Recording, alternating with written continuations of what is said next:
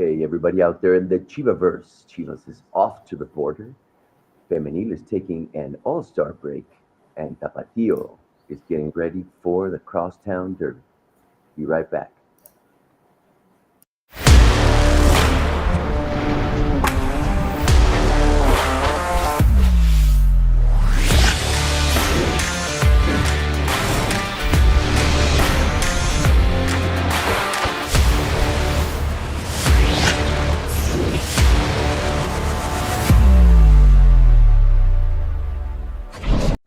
Good afternoon, Mr. and Mrs. Latino America and all the Chiva hermanos and Chiva hermanas around the globe. All you mothers and misters, Chiva brothers and sisters, welcome to We Coach You Live. We're transmitting directly from La Perla Tapatía, home to the most glorious of teams, El Club Deportivo Guadalajara. Welcome, everyone, to We Coach You Live.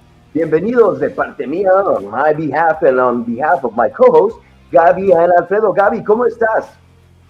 Hi, Robert, and hi, everybody that's already starting the Chivas conversation in the chat on all our social media platforms. Thank you so much for joining us again to talk everything Chivas, Chivas Femenil, Tapatio, and all that good stuff. So remember that this show is created, as you can see right here, it says Chivas TV, so we are official for all our Chiva hermanos outside Mexico that speak mostly in English, but you know how it works. We speak Chivas. So welcome everybody to We Go to Live. A lot of exciting information to share with you all. Alfredo, how are you, my friend? Hi, Gabby. Hi, Robert. Hi, Chivermanos. I see some new faces in the comment section. Hello to everyone. And of course, Curtis Williams, who is watching us already getting prepped for what will be a red and white Friday, a footballing Friday, because we're having in 2 days, in a 2 day time, we will be having that same day El Tapatio. We will be having the women, the Liga MX All-Star game against FC Barcelona, which remember Blanca Felix, Carolina Jaramillo, and Licha Cervantes will be playing. We will be getting into that. And of course, the strong plate, the main event, El Guadalajara visiting Los Cholos de Tijuana this Friday, kicking off at 9 p.m. Central Mexican time. Of course, we will be previewing that match because there's no tomorrow for Chivas. I know it's early in the tournament, but we gotta start adding by 3 because if not, the train will go by, and of course, we gotta hop in. But yeah, there's plenty of information. We have Tapatio, as I mentioned earlier. We have subs as well, under 19, under 21. So plenty of red and white action, plenty of We Go to Live for the next minutes, for the next hour. That's right, we're headed off. We're getting ready to move into the Chivaverse. Everybody out there, we're going to talk a little bit, but first, let's take a look at this Detrás del Rebaño. Es difícil cuando empiezas un partido perdiendo como fue el de Santos, pero yo siempre trato de tener una mentalidad positiva.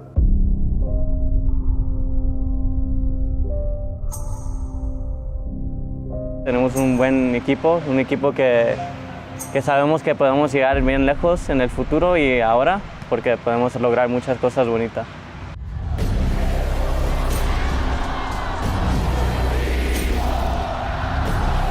Es una exigencia para nosotros ver tanta gente apoyando. Tenemos que responder a eso. Lo deseo de corazón, que el equipo levante, que el equipo esté donde merece estar. Chivas merece estar siempre arriba.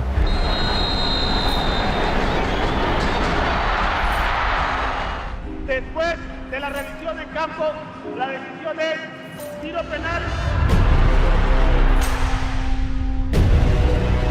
Pero creer en que los mexicanos tenemos la capacidad y podemos lograr lo que queramos.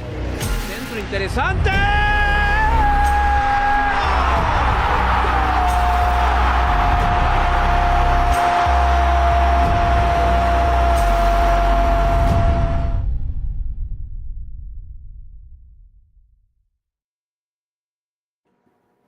That and more on Chivas TV. That and more. A tough loss versus Juarez. What's your take, my friends? A tough loss. Did we deserve it? The guy that makes the goals is the one that takes home the cake.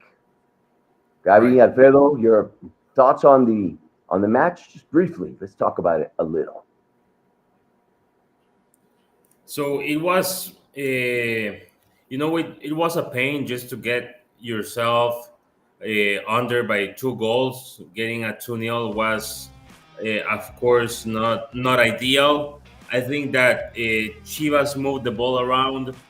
It was a match where the team was executing, let's say, the management's, the coach's idea. There we have a big occasion by El Rebaño.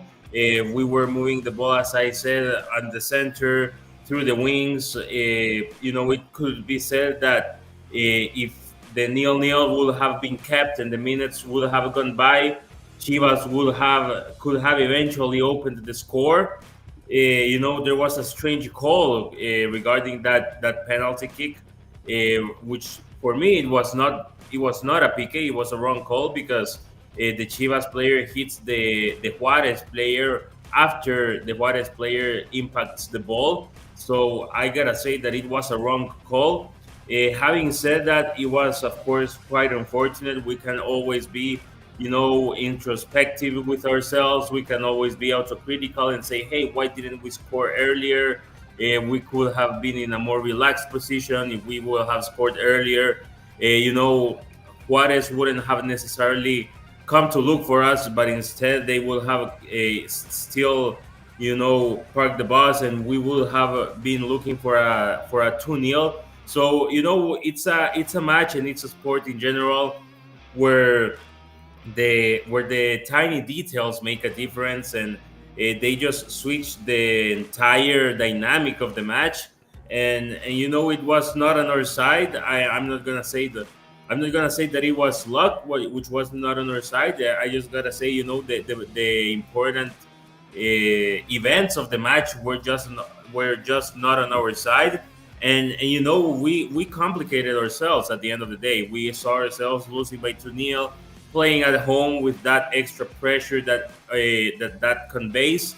So it was just not a good one. It was one of those days where things don't really turn out as expected. Fourth penalty kick against in the 4 matches that we have disputed. That's of course something else, or not really. It depends on how you look at it. But yeah, it was just a strange match where events didn't turn out the way that we were expecting them. Robert, you were in the stadium. How was the atmosphere there at the Akron that It day? was packed. It was packed. It was very vibrant. Everybody was into the match. It really, Chivas dominated. It's the truth. We just didn't. I don't. I'm not going to say it. What was missing, Gabi? Well, I mean, again, we agreed before going live that we were going to be critical of what we saw, what we should be doing, and what we should be doing going forward, right? I think it's just a mix of very unfortunate events. As Alfredo was saying, that was not a PK. That was not. And if we can recall every single PK that was called against us, we can seriously see very, very meticulously that probably at least two more were not fairly called PKs against us. Whatever. Let's leave that aside. Right. We did not do what we were supposed to be doing. And again, it was a lot of pressure. I get it. It was at home, at our stadium, with our people, a packed stadium. And I'm getting to a point where it's not excused. It shouldn't be. That's what I'm saying. It should be enough pressure against our rivals, right? Not against us. And unfortunately, things also happen with the fan base. People are not happy. It's Mhm. confusing, frustrating, and it's only going to get tougher from this moment on. And if we are not able to win against Juarez, unfortunate referee call or not, I think Chivas has the conditions, the players, the talent, the drive to be able to score not only early, but be able to score enough to get away with a positive score, put the pressure on the rival so they don't push forward on us, take advantage of our defensive and midfield privileges, and do our thing. So again, I don't want to be like all bitter about this, but it's only going to get tougher from this moment going forward. So what Chivas needs to do, and remember, we still need to face Tigres. We are one game down with all the other teams. So what needs to happen? Yes, we have 5 finals. Let's put it that way. 5 finales.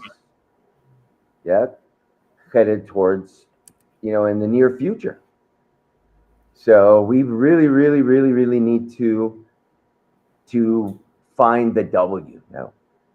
Let's listen to El Profe Milito and afterwards a little bit of Romo's interview this afternoon. We'll be back in a moment. Imaginábamos otra producción del equipo, sobre todo el primer tiempo. Realmente no, de todos los partidos que llevamos juntos y jugados, fue el partido que más dificultad tuvimos para dominar y para generar peligro en relación a otros partidos. Segundo tiempo ya con el marcador 2-0, el equipo fue más por empuje que por fútbol, pero así todo pudimos descontar y tener algunas situaciones para empatar el partido, pero en líneas generales, la producción del equipo estuvo por debajo si tenemos en cuenta lo que habíamos hecho hasta acá.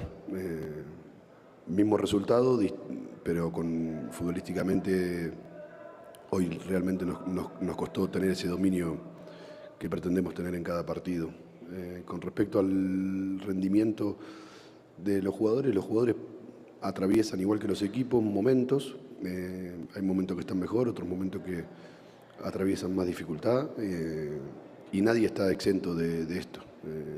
Ha pasado esto en el fútbol siempre y lo que tengo que hacer yo es, ahora más que nunca, abrazarlos, estar con ellos y sobre todo en este momento de dificultad, de una situación que no imaginábamos, primero hacernos responsables, yo el primero en hacerme responsable y ver qué decisiones puedo tomar mejor para ayudar al equipo. Iniciar con el 11 que consideramos que es la mejor opción. Muchas veces hay acierto, muchas veces no. Lo que yo quiero y pretendo es acertar con la alineación, acertar con el plan de juego. Después con otro penal nos abren el partido y claro, ya ahí uno debe empezar si sigue con ese plan de juego, a lo mejor te dominen y te cuesta mucho tiempo recuperar la pelota. Entonces, a partir de ahí nosotros somos un equipo que muchas veces nos gusta jugar mano a mano y decidimos hacerlo.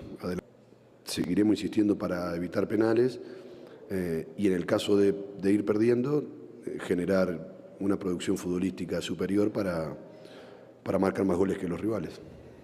Nosotros evitamos un montón de contragolpes.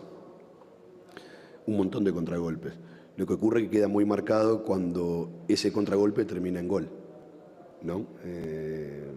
Pérdidas en los partidos seguirá habiendo, no solamente en nuestro equipo, sino vemos que en todos los partidos hay pérdida y contraataques, pero lógicamente a menor cantidad de pérdidas, a mayor cantidad de efectividad de pases correctos, sobre todo en campo rival, corres menos para atrás.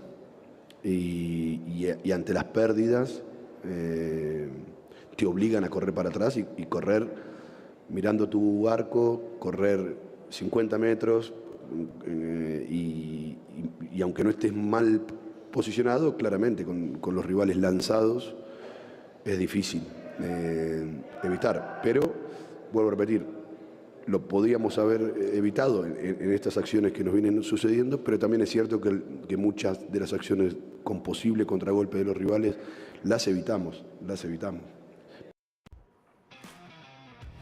So in general terms, a good review of his actions as well. Now let's listen to what the guy on the pitch has to say. Pero creo que al principio la directiva también puso unos lineamientos donde se tiene que tener una estructura de todos, en todos los esquemas, en todos lados, donde también nosotros tenemos que cumplir nuestro rol de venir acá y hablar y estar abiertos, porque muchas veces el jugador, cuando la situación es difícil o en momentos de coraje, de enojo, no quiere hablar, no por no querer dar la cara, sino por decir cosas equivocadas, y creo que eso también se ha mejorado. Intentamos venir los grandes, que los chicos también arroparlos en ese aspecto, no mandarlos a ellos, venir los grandes y saber dar la cara, afrontarlo con mucha responsabilidad y buscar salir de esta mala racha, pero haciendo cada quien lo que le toca, no queriendo hacer de más, no buscando que haciendo cosas que no van con lo que tenemos que hacer, la gente deje de abuchearnos o que a uno salvarse. Tenemos que sacar todos el equipo, porque si abuchean a un compañero es abuchear a todos, no lo tomamos a que fueron ellos dos. Yo creo que si hubiera salido alguien más hubiera sido lo mismo, entonces lo tomamos a que es el equipo, porque eso intentamos, tener esa hermandad dentro, que nos respaldarnos y que nos ayude a salir juntos, porque aquí nadie se salva. Al final del día somos todos somos Chivas y todos juntos tenemos que darle vuelta a esa situación. De la gente, ¿qué decirle? Es que sigan estando acá. Pasa el fin de semana que nos exigen que haya bucheos para algunos compañeros y que no lo tenemos que aceptar, lo tenemos que intentar canalizar de una buena manera y que eso nos obligue a que la exigencia va a estar más y salir a tope, hablarnos, porque también eso te hace ver que creo que nos están exigiendo porque ven algo, pero también piensan ellos que es algo de actitud, porque nos ven tan bien que dicen tal vez es actitud, tal vez es algo más, y creo que lo tenemos bien merecido al final de cuentas. No hay que justificarnos, hay que tener exigencia, y creo que esa exigencia tiene que estar, pase lo que pase todo el torneo, pero lo que te digo, mejorar mucho más en la contundencia, en la confianza, en ir a tope más a las jugadas, que es lo que es ese salto que nos está faltando para dar ese golpe de autoridad que nos estamos dando. Good analysis. One from the inside, one from the outside. And obviously we have the couch potatoes out there with their own opinions. So, how did you see? What is it? Are Milito and Romo speaking the same language? Yeah, I gotta say that, I see Milito with a similar message from last week.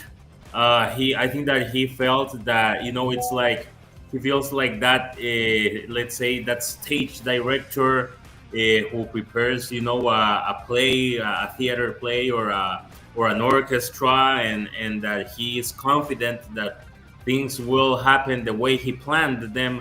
And even though we could say that he was fine with the high pressure of the team, I think that he was not really fine with the way that the team moved the ball around. I think that he feels that the team had spaces and didn't use them with enough speed or wisely enough. That the team didn't explode the available options, the available opportunities that presented themselves throughout the match. So I feel that Milito, he was probably asking for more from the guys, more speed, more intensity, more aggressiveness. That's what I see. And I see Romo kind of taking it for the team, as they said, Alvarado was whistled the other day, and he was pretty much absorbing that for the rest of the team.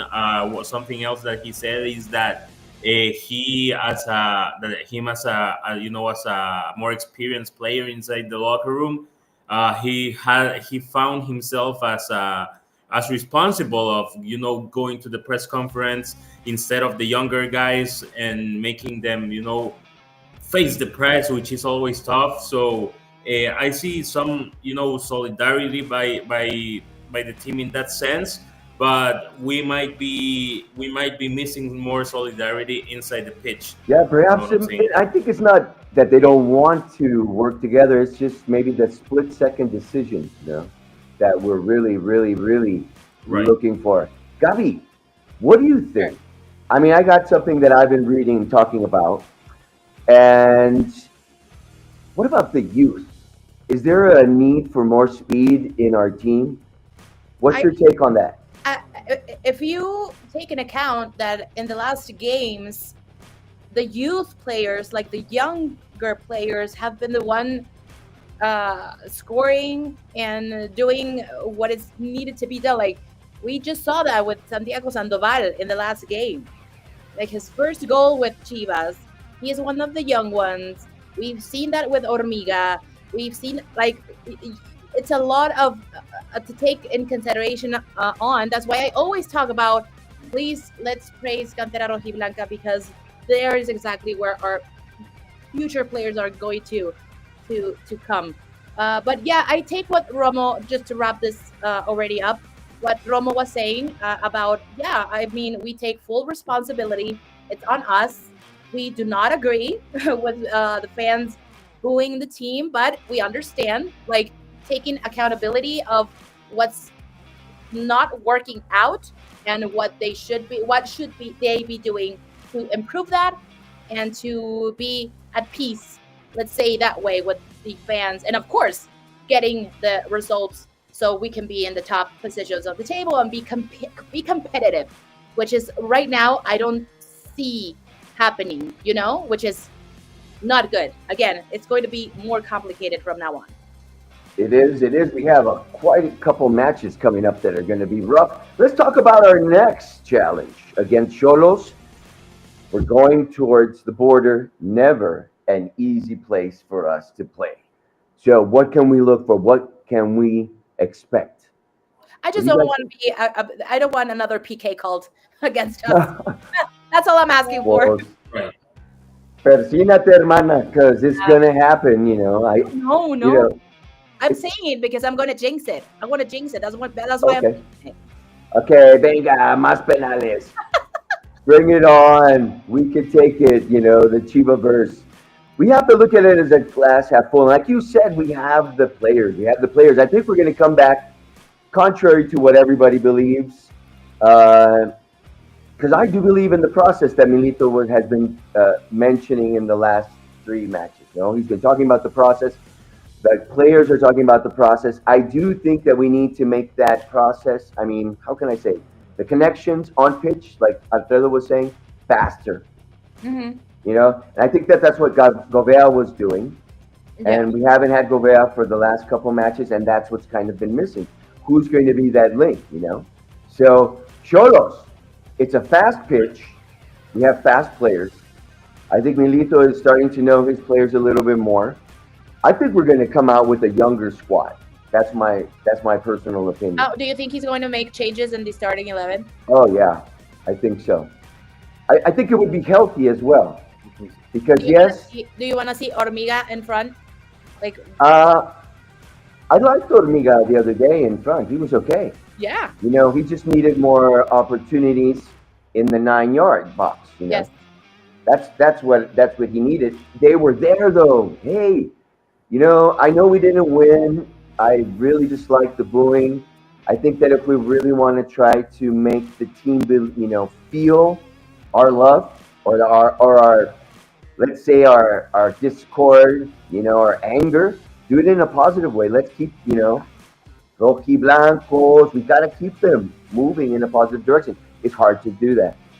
There's been many a time where I've had, and we've had these discussions in private, kind of negative thoughts, but it's because we live the sport passionately, and I can see a lot of pain out in the chat as well. So we just have to believe the process is coming. It's going to happen. I do believe we're going to see some changes in the starting 11. I think it's going to be a younger starting 11 because of the speed that we need. We already have the control. Now we need the velocity to take control of the control, and put those balls in the net.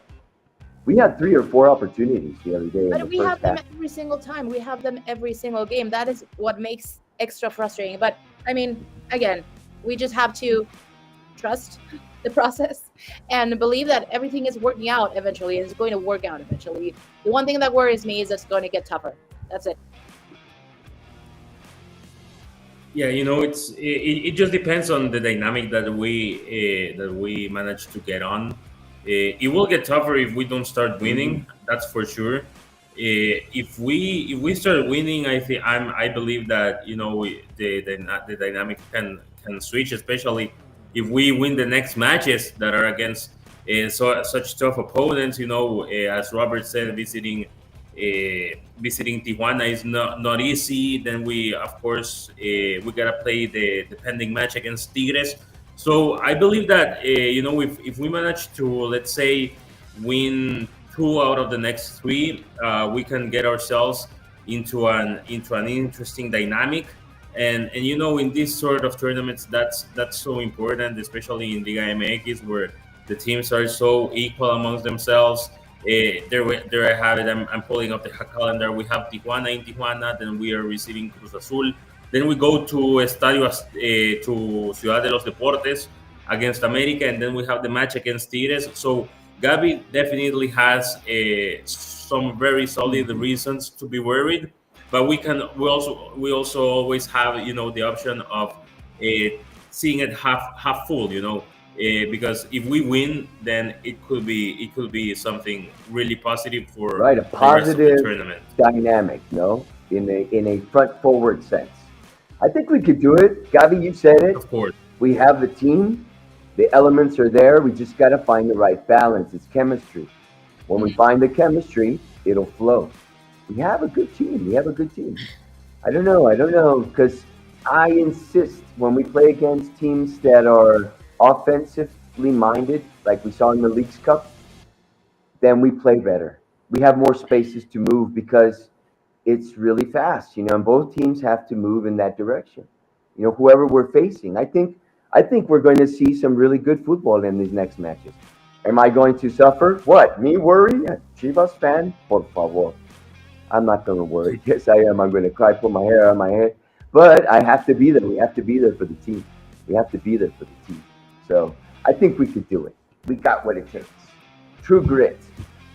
True grit. The match against Cholos, I think that the next two matches, Cholos in Tijuana and Cruz Azul at home, will be of absolute importance. Vital importance, because that's gonna set the tone under which you will face America and then Tigres, which are arguably or have been the two of the strongest teams in the league over the last few years. So imagine getting to those matches after a 6 out of 6. That'll be just amazing. The momentum that the team will get into towards those matches. Of course, hopefully we manage to consolidate a better defined starting 11, and let's just gotta see what Just in the happens, right? process. But anyway, let's talk about where to watch. Let's move on. Where can we watch this match? Alfredo, help us with your voice. There we go. So it's Club Tijuana, los Cholos Quintles de Tijuana against las Chivas del Guadalajara, match week 5 of Liga MX. Kickoff is set at 9 p.m. Central Mexican time, 10 p.m. Central Time of the United States. So it's a beautiful Friday night plan. Cholos against Chivas. It's pretty much everything on the line for El Rebaño. In Mexico, it will be on the screens of Caliente TV in YouTube and on Tubi. While if you're in the USA, it will be on VIX Premium. Gotta say that the stats favor ourselves against Los Cholos. Lately, we have actually only lost once against them in the last 11 matches, and we've only lost once out of our last 6 visits to Estadio Caliente. So let's hope that the good times keep rolling against Los Cholos. We won 7 out of the last 11. So there you have it. There you have on screen where to watch it. VIX Premium if you're in the United States.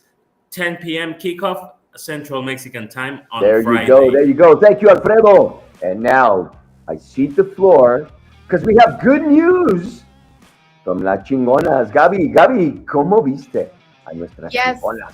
Yes, sir. So, yeah, let's get into more positive news, right? So, we talked about Chivas Femenil had a 2 game in the last week, doble jornada, if you will. Against Toluca, we lost that one. We already talked about that one. But the second game of that week was against Atlas Femenil, el Clásico Tapatio, the 23rd edition of Clásico Tapatio in Liga MX Femenil's history.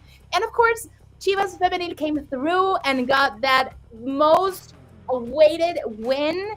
And because, of course, it's a Clásico Tapatio, so yeah, Chivas got those 3 points. They're currently in the 7th position with 13 points. And this is actually the 13th time that Chivas has won Clásico Tapatio out of the 23. So very exciting. Finally, we have good news from our Chingonas. They're looking good. Atlas had a good game. They had good things to offer, and it was an interesting match. They had an autogol, and then Licha Cervantes, of course, did her thing, and we are again in la senda del triunfo, because it sounds prettier in Spanish, right? And yes, amazing. So 13 points. We had a rough patch in the last 3 games, but we're back in the winning streak, and I hope we can continue to win every single game. But so far, so good. Clásico Tapatio is rojiblanco. Guadalajara is the Chivas Femenil, of course. And exciting to see. And remember that we don't have an upcoming game this weekend because we have the All-Star game, which, by the way, I want to hear what you guys have to say because, of course, our chingonas Blanca Félix, Alicia Cervantes, and Carolina Jaramillo are going to be part of that squad against Barcelona Femenil. Remember, we already faced Barcelona Femenil in Estadio Akron. It did not win good. But this could be a completely different story. It's all stars from all Liga MX Femenil. And of course, Chivas Femenil is going to be present with 3 of our greatest players. So what do you guys think? I was going to say this, yes, it's going to be I think it's going to be different, the All-Star game. But real quick, what did Mr. Contreras have to say Thank you. about the Al final, si os diste cuenta, el pasado partido con Toluca jugamos con 5, 5-4-1. En este caso el cambio de King necesitaba quitar una central porque hemos trabajado con 4, ¿no? Y en este caso decidí que fuese Damari.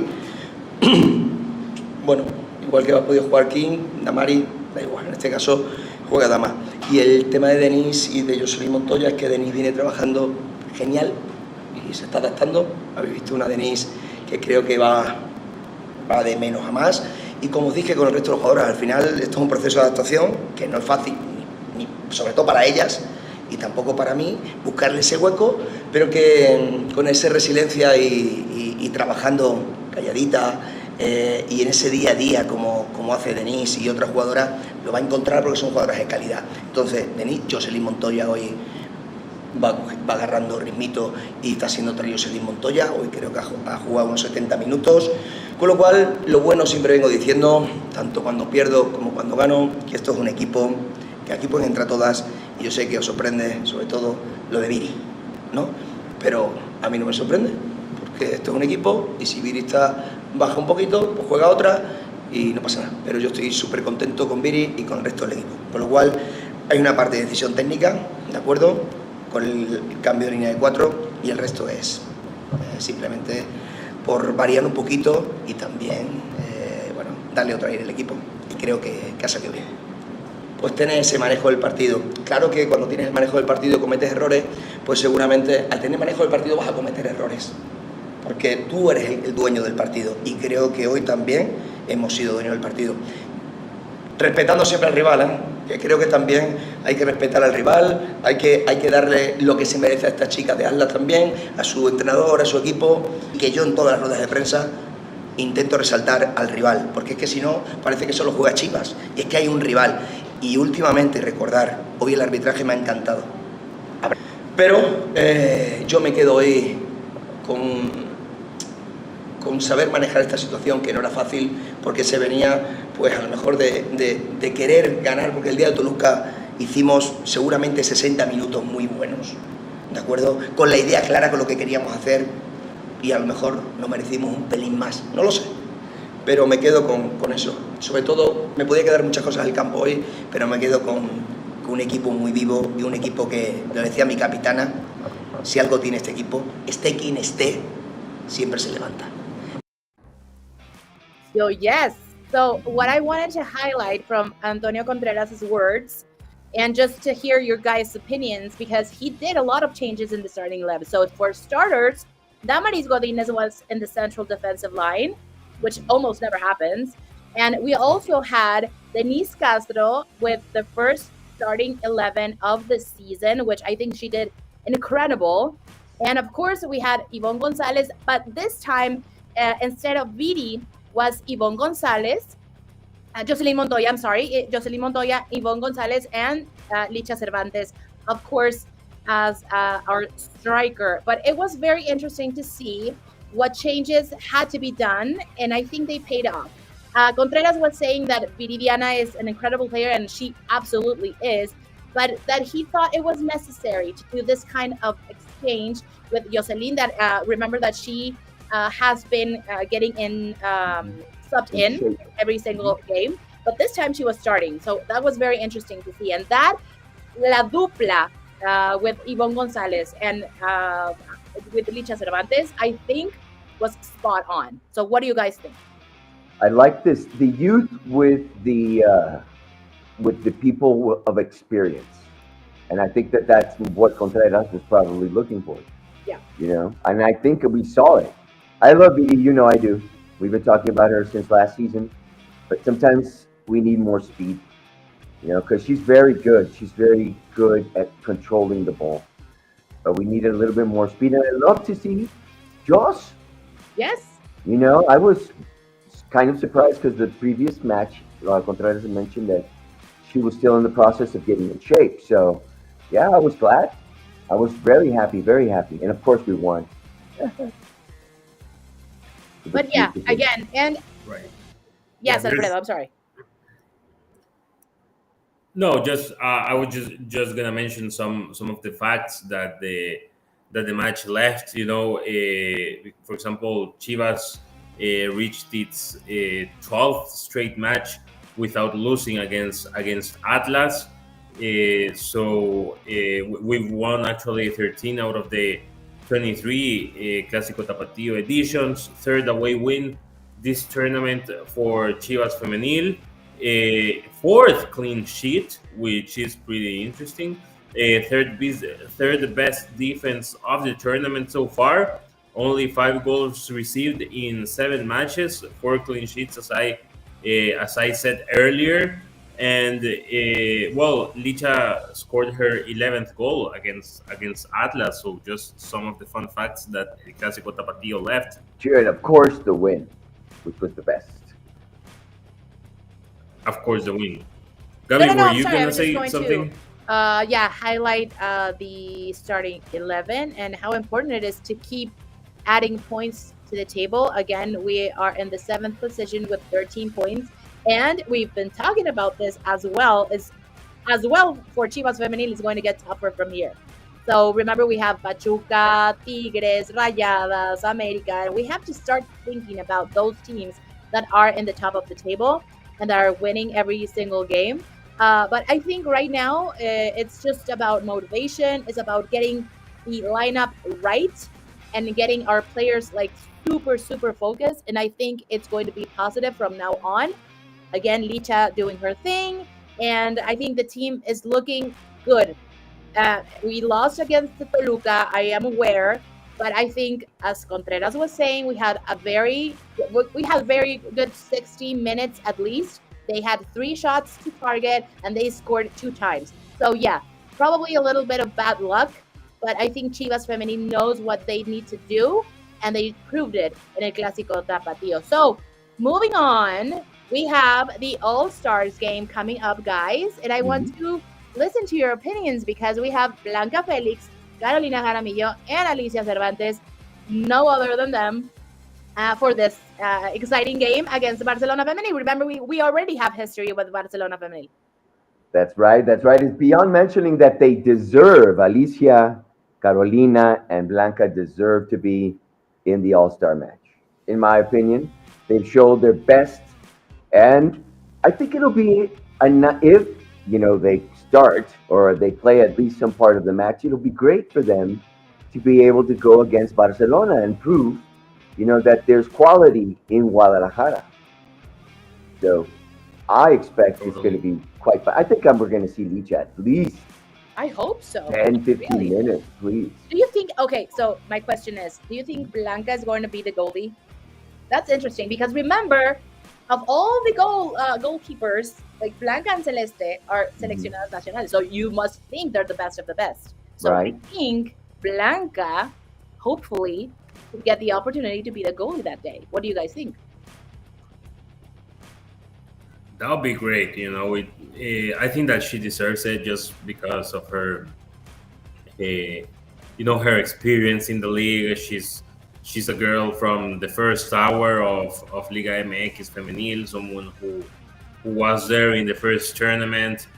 She already has played against Barca Femenil, so hopefully she manages at least to get some Hopefully. playing I minutes. agree with Alfredo on that last take. Yes, she's had some experience against these players. She knows what they're like. So I think that might be the edge. And of course, we have to take it as well. This is an experience for everyone to see football femenil. So there's probably going to be a lot of rotations. And I would love it if we could see Blanca a few minutes, at least a few minutes. I hope they all three can be in that game. I hope they can. So where we can watch this game, you can see right here in your screen. You can see right. Right? There you it go. is. It's going to be this Friday, August 22nd at 8:30 Mexico time through la señal de FUTFEM,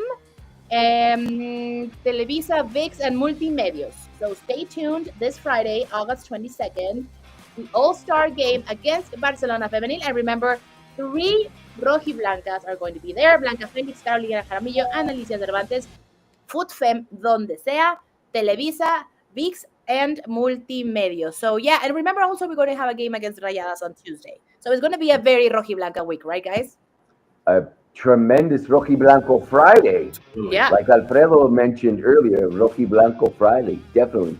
Alfredo, we have a derby coming up, my brother. Tell us all about it. Yes. Yes, so actually, Rojiblanco Fridays kicks off with El Tapatio at 8 p.m. Central Mexican time. As Robert says, it's a derby against Los Leones Negros de la Universidad de Guadalajara. So, two crosstown rivals. The match will be taking place at Estadio Jalisco. So, 8 p.m. Central Mexican time kickoff, El Tapatio against Leones Negros. 8:30 p.m. Kickoff, we are going to have the Chivas Femenil or the Liga MX Femenil All-Star game against Barcelona. And then at 9 p.m. we have the main event, El Chivas against Cholos de Tijuana for Liga MX. So there you go. You're gonna have to set the TV, set the computer, set the phone, and keep an eye on everything. But yeah, going back to El Tapatio and to Liga Expansión action, unfortunately, the guys lost in their last match against Tepatitlan. First loss of the season. It was a 3-1 drawback. Actually, on the positive note, we had Vladimir Moragrega scoring once again. So Moragrega has scored 3 goals in 3 matches, 1 per match. So el goleador sigue con la pólvora. But yeah, it was a drawback. Loss at home, which makes it 2 wins and 1 loss in the starting 3 matches for El Tapatio, 6 out of 9. We keep ourselves on the we keep ourselves actually on the 5th place of Liga Expansión. However, only 3 points behind Cancun, which is the leader of the tournament. So everything's open for El Tapatio. 6 goals scored, 4 against, 2-goal positive difference. So a wake-up call for the guys who had won the first 2 matches. It's if you're gonna have these sort of wake up calls, better to have them early in the tournament. Always keep yourself focused, and yeah, that's what's up with I gotta El say, I watched the Tapatio. match. I watched the match, the You saw complete it? match. The Yeah. goals by Pepa were the first one. I don't know, but the second one was magic, like that beautiful game kind of goal. Tapatio did well. I think they were playing offensive. Like I said, they did okay. But I'm going to say something about the goalie that Tapatio has. That guy was on fire, man. That is one of the players we need to follow. We had 2 goals against, or I mean, sorry, 3 goals, but he stopped quite a few others from going in.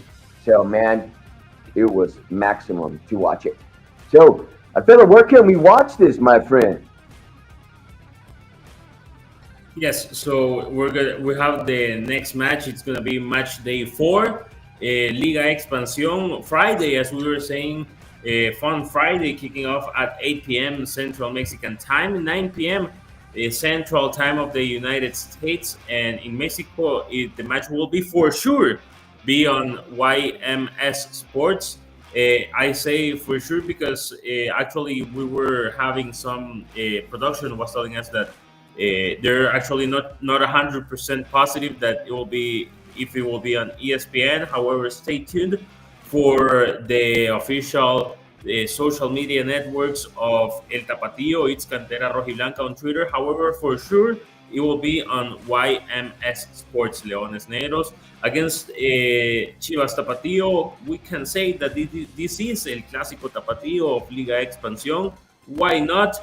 Crosstown rivals, and why not go for the 3 points, make it 9 out of 12, and it will be the third win in 4 matches in case of taking the double. Third win in 1 matches. And don't forget, our youth squads have been doing quite well as well. They were able to come away with a tie and a win.